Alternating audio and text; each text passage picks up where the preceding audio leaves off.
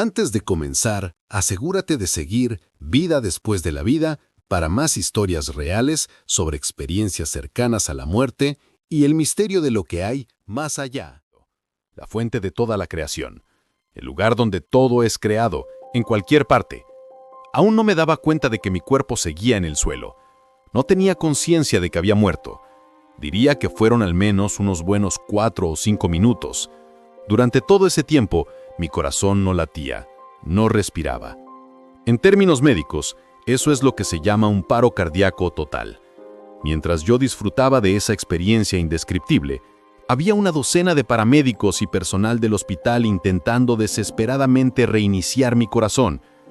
Si lo hubiera sabido, ni siquiera podría haberles dicho, no se molesten, esto es maravilloso. Mi nombre es Philip Hopesider. Soy de Sauk City, Wisconsin. Vivo en una granja en una zona llamada Little Prairie. He vivido ahí casi toda mi vida. Tengo 5 hermanos y todos crecimos en una típica granja de lecheras de Wisconsin, haciendo heno, apilando fardos en el granero, ordeñando vacas, persiguiendo cerdos que se escapaban, esas cosas que siempre pasan en una granja. Asistí a una escuela rural de 7 aulas a unos 4 kilómetros de nuestra granja. El cambio de pasar de una escuela rural a la universidad fue un salto enorme para mí. Y fue ahí, en la Universidad de Wisconsin, en Madison, donde conocí a mi esposa. Soy Mary Hyder y llevo casi 39 años casada con Philip. Nos conocimos en la universidad, nos casamos y decidimos regresar al campo. Cuando esperábamos el nacimiento de nuestro hijo, empezamos a hablar de cómo queríamos criarlo. Queríamos que creciera como nosotros lo hicimos, en una comunidad donde vas al supermercado, a la iglesia o a la escuela y ves rostros conocidos. Ese sentido de pertenencia donde no todos son familia, pero todos forman parte de algo común. Tuvimos la oportunidad de regresar a la granja, y lo hicimos.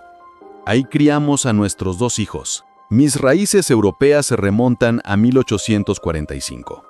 Contándome a mí, han sido 5 generaciones las que han vivido en Wisconsin. Yo, mi padre, mi abuelo, mi bisabuelo y mi tatarabuelo. Cuando salgo a nuestro campo, sé que camino sobre las mismas huellas que ellos dejaron. Eso es algo realmente humilde. En 2014 o 2015, comenzó a subir lentamente mi presión arterial, especialmente la cifra inferior. No podía atribuirlo a nada.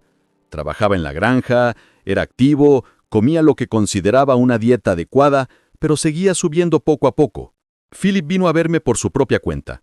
Quería un chequeo físico, solo para ver cómo estaba. Tenía hipertensión y colesterol elevado.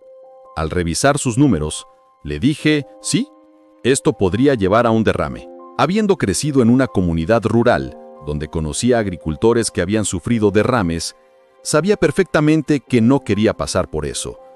En la mayoría de los casos quedaban incapacitados, y eso cambiaba completamente la vida en la granja. Así que cuando escuché la palabra derrame, sonaron todas las alarmas. Le sugerí participar en el programa Wellsprings, un proyecto de nuestro hospital local. Al principio fue difícil motivarlo, pero finalmente decidió unirse al programa de bienestar y empezar a ejercitarse. Había un centro de acondicionamiento físico donde monitoreaban cada rutina y ayudaban a crear una dieta personalizada. Todo iba bien. Comencé despacio, pero mejoraba. Mi presión bajaba. Solo más tarde descubrí, al ver mis informes médicos, que el daño ya estaba hecho. Eran las 11 de la mañana de un día de octubre de 2015 cuando todo cambió. Aquella mañana había programado cambiar las llantas del coche en un taller de Sauk City. Como de costumbre, llevaba conmigo mi bolsa de gimnasio. Si tenía tiempo, solía aprovechar para hacer algo de ejercicio antes o después. Ese día llegué muy temprano a la cita y pensé, en lugar de ir al taller, iré al gimnasio un rato. Así que giré a la izquierda, fui al estacionamiento, bajé al vestidor, me cambié de ropa, saludé al personal y comencé mi calentamiento. Fui a la máquina de curls de brazo. Hice unas 20 repeticiones moderadas. Me puse de pie y sucedió algo extraño. Miré mis antebrazos porque sentía un hormigueo, como si se hubieran dormido, y de pronto, en un parpadeo, me encontré en una dimensión completamente diferente. Tuvo un episodio de síncope, dijo el doctor. Un desmayo repentino. La causa más común, taquicardia ventricular. Y eso fue exactamente lo que ocurrió. Era como estar en un inmenso anfiteatro abierto, sin cielo, sin estrellas, ni luna, ni galaxias, y noté que subía y bajaba flotando sobre olas de energía que venían hacia mí y atravesaban mi cuerpo. No sentía miedo. Era cálido, era amoroso, y no me importaba dónde estaba. Simplemente era. Mientras tanto, mi cuerpo estaba muriendo. No había duda. Soy Sandy Drury, explicó una de las presentes, fisiólogo del ejercicio y supervisora de bienestar en Sauk Prairie Healthcare. Estaba en una llamada cuando escuché un grito. ¡Llamen al 911! ¡Traigan el desfibrilador! Salí corriendo, vi a un compañero haciendo RCP, tomé el desfibrilador, conecté los electrodos a Phil. Estaba pálido, no respiraba, no tenía pulso.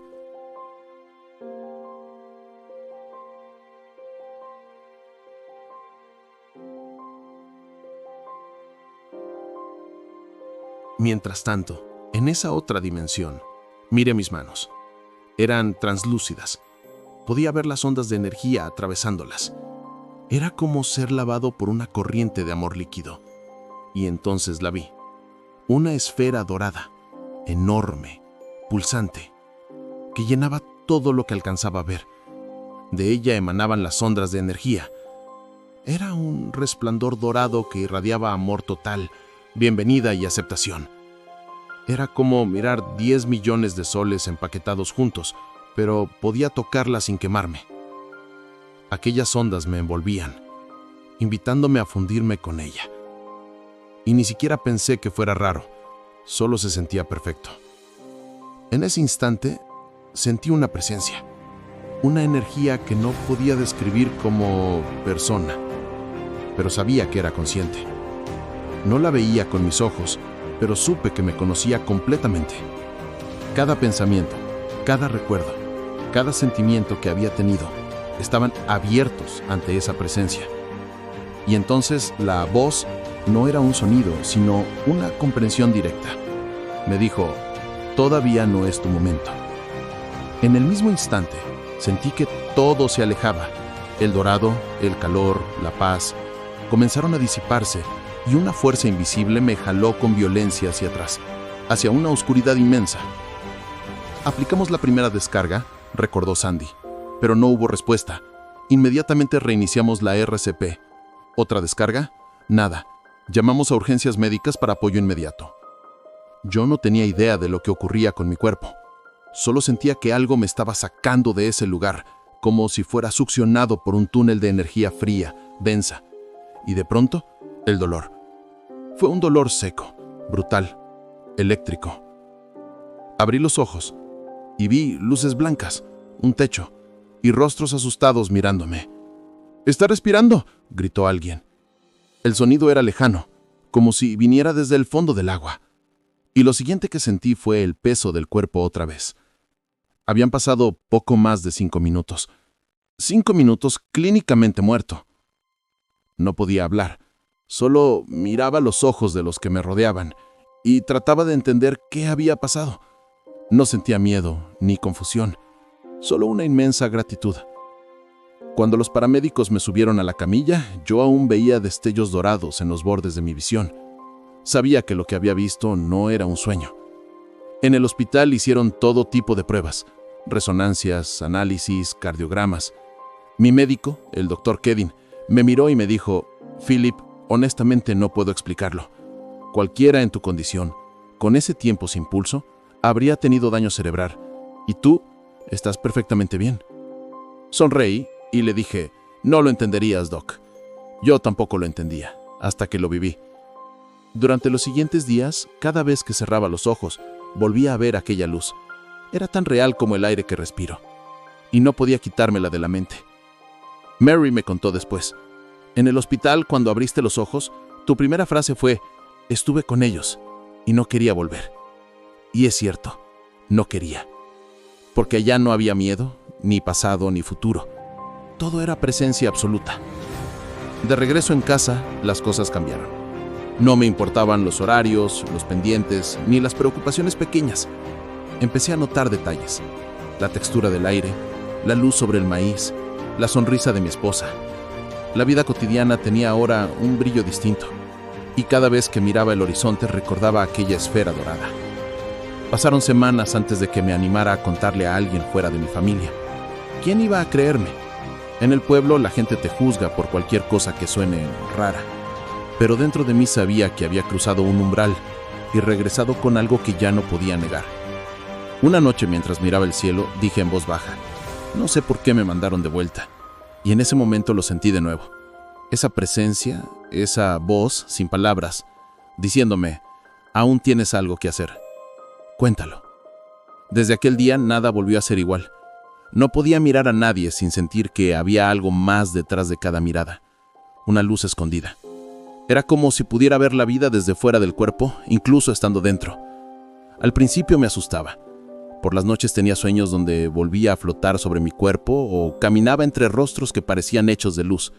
A veces despertaba llorando, no de miedo, sino de nostalgia, de ese lugar donde el tiempo no existía. Pasaron meses y un día decidí volver al sitio del accidente. Subí la colina con mi hermano Etzele, el mismo que me había visto caer. Él no decía mucho, solo caminaba en silencio a mi lado hasta que me miró y me dijo: Nilton, ese día todos pensamos que habías muerto. Cuando llegamos a ti, tu cuerpo estaba totalmente torcido. No respirabas, no había pulso. Yo lo escuchaba, pero dentro de mí sabía que había estado en otro lugar. Entonces le conté todo: la luz, la voz, el túnel, la sensación de regresar. Y él, que siempre fue más racional, se quedó callado un largo rato hasta que dijo algo que jamás olvidaré. Si lo cuentas así, no tengo cómo negarlo, porque tú sabías cosas que nadie podía saber. Y tenía razón. Yo había descrito detalles exactos de lo que pasó mientras mi cuerpo estaba inconsciente. Dónde habían puesto mi mochila, lo que dijeron, el orden de cada movimiento. Todo eso lo vi desde arriba. Para mí, esa fue la confirmación definitiva de que yo realmente estuve fuera del cuerpo. Con el tiempo fui comprendiendo algo más profundo. Aquello no fue un castigo, ni un milagro al azar. Fue un recordatorio. Un recordatorio de que la vida no termina con la muerte, de que la conciencia no depende del cuerpo, y de que hay algo, alguien, una energía mayor que nos guía incluso cuando creemos estar solos. He dado muchas entrevistas desde entonces, pero nunca busqué fama. Lo que quiero es que la gente sepa que la muerte no existe como nos la contaron. Solo es un paso, un cambio de forma. A veces, cuando me preguntan qué sentía allá, respondo: era como volver a casa. Y eso resume todo. No quiero convencer a nadie. Solo dejo mi testimonio como quien deja una semilla, porque sé que un día, todos nosotros, sin excepción, veremos esa misma luz, y ese día entenderemos.